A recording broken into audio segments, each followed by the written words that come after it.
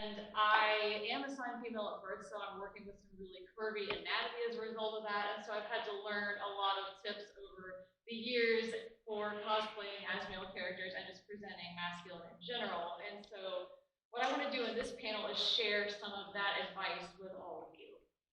So my process for looking masculine can be broken down into the following 7 steps. Posture, movement, body shaping, chest compression, face contouring, facial hair, and finally we're going to talk about putting all that together with your costume. So let's go ahead and get started with step 1, which is posture. So when it comes to posture, one of the most important concepts to understand is center of gravity. And that's the point on your body at which your weight is evenly distributed and balanced. And this is the thing that a lot of artists, cartoonists, animators focus on when it comes to making their characters look right and look like they're not toppling over. And so when it comes to center of gravity positions in the human body, if you are AMAB or assigned male at birth, your center of gravity is up in your torso. Whereas if you are AFAB or assigned female at birth, your center of gravity is going to be a little bit lower down in your hips. So when it comes to posture, one of the big keys to being perceived as more masculine is thinking about where your center of gravity is supposed to be, which is right here in your torso. So if your own center of gravity happens to be in your hips instead, like mine is, for example, one thing you can practice doing is sitting and standing in ways that make it look like your center of gravity happens to be up higher in your torso instead. And here are a few tips for that. 1, stand tall, especially if you are short. Another one is to kind of keep your back nice and straight. You don't want it to be stiff, but you just want to have nice straight back, kind of good posture in that sense. Another one is to keep your shoulders back as well. And that's going to be to help them look as wide as possible and take up that space in kind of any more masculine way. So shoulders back. In that vein, you want to have your chest out as well. Now you want to have it straight out. You don't want to pop it out and pop any breasts out that you have in that area. You just want it to be, again, kind of nice straight barrel chest sort of look. When it comes to the hips, you want to keep them in. You want to keep them centered under the chest at all times instead of popped out to one side. Yes.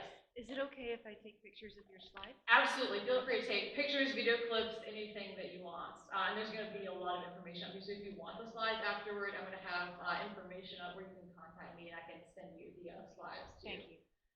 So you want to keep your hips centered under your chest, keep them pulled in. When you're doing things like posing for photos, think about sort of how they are going to look on camera in relation to your chest and always keep them centered underneath so that it looks like the center of gravity is in your chest. You want to keep your feet sort of shoulder width apart. You don't want to have them close together in the middle. A lot of times people perceive sort of feminine posture as having your legs together, taking up less space. So if you want to look more masculine, you want to keep your feet wider apart. Same thing when you're sitting, you want to keep your legs apart. You don't want to just like be a jerk to everyone around you and man spread all of their space, but you do want to sit, legs apart, don't kind of be dainty and cross them at the knee or anything like that. So now that we've talked about posture, next thing is putting that into motion with movement. And so what I've done here is I've put 2 images where we see a walk in action, both masculine and feminine. And what I've done here also is I've chosen models for this because models on the runway tend to have a very exaggerated walk. So this is how you're really going to see a lot of the differences between what's seen as sort of the most masculine versus the most feminine walk and the differences between those. So you kind of know what to do, what not to do if you're trying to walk in a masculine way. So if we start over here looking at this image on the left where we see our masculine walk, one thing you'll notice, it's led from the chest and shoulder area. There can be kind of some swagger in the upper body, but the overall movement is sort of less full of sway, it's less fluid. It's not stiff per se, but it's not kind of swaying all over the place like this. There's just sort of like that little bit of upper body swagger where, again, because that center of gravity is in the chest, that's where the walk is led from. Whereas if you look over by contrast at the feminine walk, that walk is led from the hips, which again is where that center of gravity is located. And so You can kind of see each step is led from the hips. There's a ton of that sway, a ton of that fluid motion from side to side. And another thing that's important, again, that gets back to putting that posture in motion is looking at the feet. If you look at the masculine walk, the feet have some space between them. Models walking with a little few inches of space between the feet. Whereas if you look at the feminine walk, you see that model putting one foot in front of the other, even kind of crossing at the ankle a little bit, sort of like walking in a straight line. So that's just another thing to think about is when you're walking, you take up a little bit more of that space with your feet, just like you would do when you are standing or sitting. So whenever you are walking, it's just important to think about these images that you've seen, think about these clips, and think about what are the differences. And if you already sort of tend to walk in a feminine way, how do you change what you're doing to walk more like the masculine model that we see here? So here are a few tips for that. One is just take what you've learned about posture and put it into motion. Like I said, walk like your center of gravity is in your torso. Lead from your torso. Lead from your chest and shoulders. And don't be afraid to exaggerate or overcompensate. The reason I say that is just because it can be very easy to undercompensate by accident. That's a mistake that I made a lot when I first started cosplaying and sort of walking in character, doing charity events where I had to move in character and not just pose in character. It can be really easy to think, oh, I'm walking in a very exaggerated masculine way when really you're not. Maybe you still are walking in a feminine way, or maybe you kind of split the difference and become sort of androgynous, but it can feel like you are walking very exaggerated, but you're not. So don't be afraid to just go very big with it, and then you can tone it down if you sort of go too far. And a couple of ways that you can get good at this. One is just look in a mirror and practice. If you know anywhere that you can go that has a full-length mirror, that can even be like a dressing room at a mall or something. If you don't have one in your house, practice that walk in front of the mirror. Practice walking anywhere when you're out in public. I like to take power walks for exercise. I'm sure I've scared my neighbors a few times doing my Bucky Barnes murder walk through the neighborhood, but it's a good way to sort of, practice that masculine walk and get used to how that gait feels, so that then when you are at a con and you're putting that in cosplay, it will feel a little bit more natural to you and won't feel, like something you have to practice anymore. And again, like, I think this is really a thing where practice makes perfect. The more you do it, the more natural it'll feel, and the easier it will be to sort of adapt a general masculine walk to different characters, which is something that we'll talk about a little bit later. But for now, let's go ahead and move on to our next step, which is body shaping. So when it comes to having a masculine body shape, there is one thing that I think is sort of the biggest, most important thing to remember. And it can all be summed up in the words of a certain Shakira song, "Hips Don't Lie." So even if you are doing everything that I've just mentioned in the previous two steps with your posture and your movement to sort of convince the eye of those around you into thinking that your center of gravity is up here in your torso, the proportions of your hips might still prevent people from seeing you as masculine. And that is something I have dealt with a lot. I have like 40-inch hips, they're the bane of my existence, and I've had to think a lot about how I'm going to, shape the rest of my body to conceal that because they are what they are.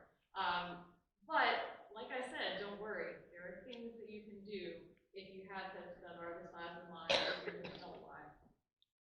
And one of these is lower body shapewear. This is going to be basically shaping garment that compresses the upper thigh, lower belly, and hip area.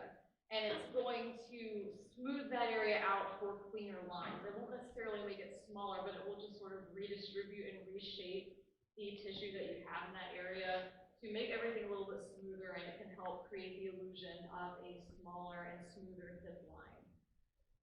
What you want to make sure you look for is shapewear that stops at or below the waist. There are a lot of these shapers that go all the way up right under the bust line. You don't want those just because they will pull in the waist as well, and that will kind of give you that very feminine curve at the waist. So if you look for one that is just kind of waist below, that's just focused on the lower body, that will help a lot. And it can be an undergarment like this. You could also use something like bike shorts or like a men's swimsuit that's sort of like a tight racing swimsuit. All those things will give you that lower body compression. Another thing you can do is use a hip cincher, and I've actually brought some of these supplies, so we can pass these around if you want to look at these. But this is an example of a hip cincher, and I have a picture of one up here too, just to explain a little bit how they work. Cinchers use hooks and eyes to pull in and smooth the body, and they do that with a little bit more precision than just a general lower body shaper like we saw before. So if one of you wants to take this and pass it around, maybe you can kind of get a feel for how they work, kind of take a look. So the way these work is they have hooks and eyes, and those are something that you can sort of loosen and tighten to guide the shape of your body. And the way I create the illusion of smaller hips but not that curved in waist is down here where I've circled and I have the word tight. I put those hooks and eyes on the tightest setting possible on my cincher. And then anything that is above the waistline, I put those hooks and eyes on the loosest setting possible. And what that does is it kind of just takes anything on your hips and squishes it, pushes it upwards, and kind of evens out the curve from the hip to the waist. So it kind of makes that ratio a little bit more even and pulls the hips in. And this is something that actually does help, I think, with size, because I've been able to get my hips an inch and a half smaller using this method. It works a lot like a corset, it's just more comfortable. And so that's a way that you can, achieve this sort of smaller hip proportion without also cinching in your waist. And some of them, like the one I'm passing around, actually have a zipper at the front that covers up the hooks and eyes. And what that does is just give a smoother line down the front so that whatever costume you're wearing over it, you don't necessarily see all the details of those hooks and eyes coming together.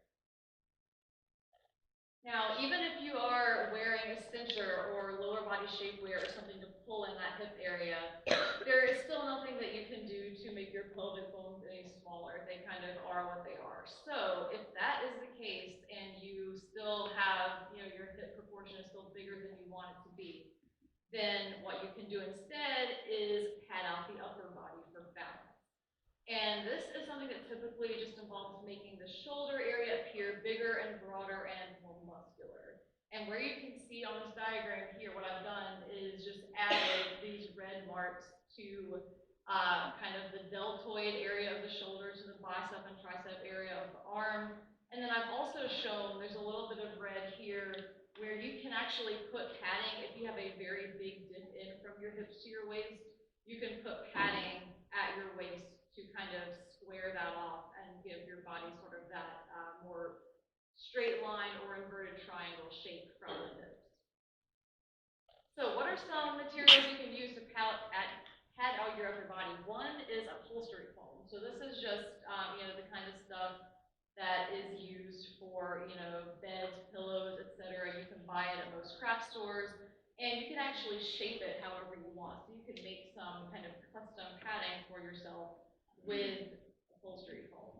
You can also just use shoulder pads, you can use padded bra cups, you can use kind of a combination of those things, and you can add that to your shoulder area to just mimic the look of muscle there. You can also use these. I'll go ahead and hand this off to you to pass around too. So those are, I like to call them chicken cutlet bras, and that's where I have self-adhesive strapless bras up here on the slide.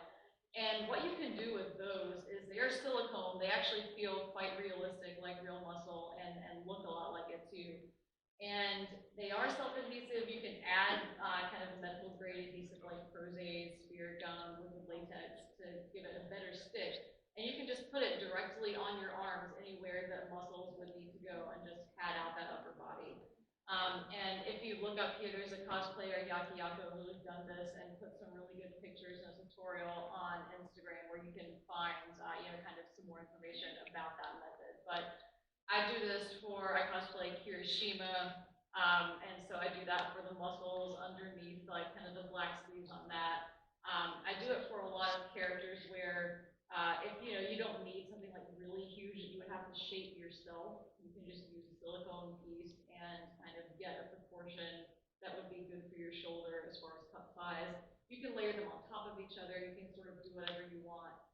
So that gives you a lot of flexibility. If you want to take it kind of to the next level, then you can also do things like padded muscle shirts. You can do muscle suits. You can do prosthetics. You can do all sorts of things And this is, I call it next level because this is sort of, it's more full body, full torso muscle padding that you can do. So some examples of that. One is this that I've actually made. So it was originally a swim shirt, and I added some bra cups and shoulder pads in here to just make a padded muscle shirt. So when I wear this under a costume, it just gives me some nice big deltoids. I can pass that around if any of y'all want to take a look at this. There are also shirts like this you can buy. So one example up here I have is from Funky Bod. And these are kind of, in the like 40 to 50-ish dollar range. It's a British company, and you can buy these shirts that just come pre-padded with the masculine patterned muscle that you would want to have under your costume. And you can just put that underneath what you're wearing, and it can give you those proportions. Another thing that you can do if you have a bigger budget, kind of in the range of a few $100s, is silicone prosthetics. So there's this one down here from Rowan Iyer. I actually just bought this a couple weeks ago, and it's just basically a silicone prosthetic for a masculine chest. And it's very realistic. If you are doing something where you're going to have like a bare chest or an open shirt, it's a really great option for that. Another thing you can do if you have an even bigger budget, starting to get into like the thousands of dollars, is these full muscle suits. So there's one up here I have from a company called Flex. They make a lot of these full muscle suits. And this is something that if you're doing like big superhero characters like Thor or the Hulk or All Might or Batman, Superman, any of those kind of characters, this might be something that you would want to consider to just like really give you not just a kind of generally masculine shape, but a very built next level muscular masculine shape. There are some people who actually make custom muscle suits too. There's a cosplayer named Jex, and I've put a couple of pictures here of one of the foam latex muscle suits that Jex made. They're